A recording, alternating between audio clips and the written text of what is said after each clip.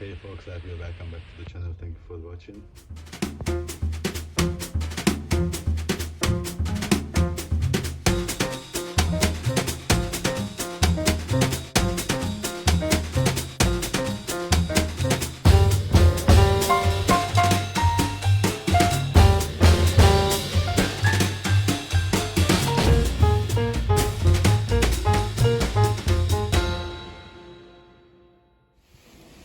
In this episode I'm gonna work at the Honda CB450S from 86 or 87. I did reach out the owner, told him the good news, and then we agreed on I'm gonna take her out for a test ride to see if there anything more what should have done with the bike. One thing's for sure, the turn sign is damaged, so he got a replacement that I'm gonna replace. I'm gonna drive her around a little bit, because actually when she did start up last time, its field on the choke would not work at all. That's something what I'm gonna check. Of course, before I'm gonna take her out, I'm gonna do some pre-check on the tires and things like that, and after take her out for a spin. So let's do it. So it seems the tire pressure were too low already. That's made some problem with rolling her front and back, but now I'm gonna pass it on front and back as well. Now the pre-check is complete. She is good to go. Unfortunately, have found some oil leakage, which definitely gonna need some monitoring, because if it's run too low on oil, of course that could cause some problem. But so far so good. So let's go and see how she's operating. The test ride is complete.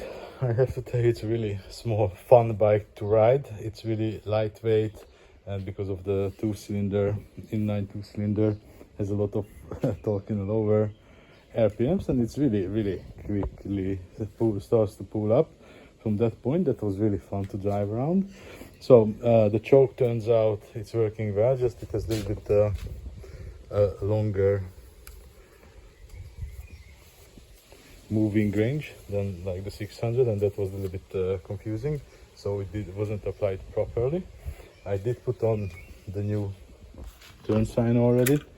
It works well, and it's a really old-fashioned bike. It still had the connections into the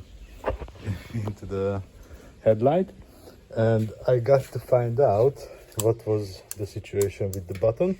It turns out it does not disarm the crank, the starter motor, but it does disarm only the ignition. So in a few cases it could be useful, because you can prime up the oil pressure, but if you are in a hurry and you just forget about it, you're gonna wondering why the engine is spinning but not starting up. So it could be both positive and negative. And yeah, these are the easy parts. Unfortunately, the hard part is the oil leakage is coming from the drain board. Somebody did over tight it and cracked the case.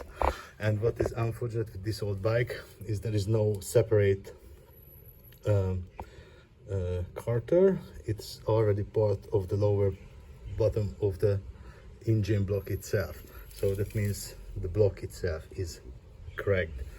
And yeah, as you can see, after it's from the heat is expanded, the crack got bigger and lost a lot of oil within a really short period. So that's really unfortunate, and this is a really big problem, and this is, I guess, the number one thing what needs to be solved. So now I cannot do anything further. Actually, not too much to do actually. What I have found, maybe a little bit of carburetor adjustment it needs only, and the bike beside that runs great. So this is the priority number one at this point. I'm gonna reach out the owner to tell him what's going on, and then he's gonna decide how to go further from here. So that's it for the episode, guys. Thank you for watching. If you liked it, see you in the next one. Bye bye.